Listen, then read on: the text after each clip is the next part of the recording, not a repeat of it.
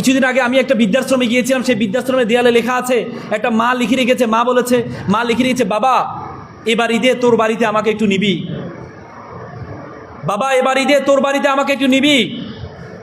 একটি ভয়ঙ্কর ভাষা, ভয়ঙ্কর ল্যাঙ্গুয়েজ ব্যবহার করেছে।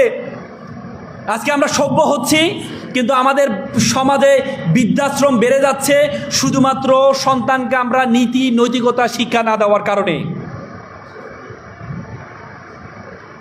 আপনি কখনো দেখেছেন একজন মাদ্রাসার আলেম, একজন মসজিদের ইমাম, একজন মাদ্রাসার শিক্ষক তার মাকে বৃদ্ধাশ্রমে রেখে আসতে?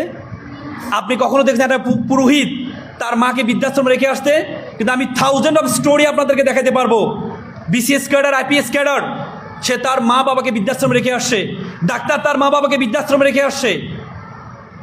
একজন বড় শিক্ষক, বিশ্ববিদ্যালয়ের শিক্ষক তার মা বাবাকে বৃদ্ধাশ্রমে রেখে আসছে। একটা কথা প্রচলন আছে, সন্তান তখন দুনিয়াবী শিক্ষায় শিক্ষিত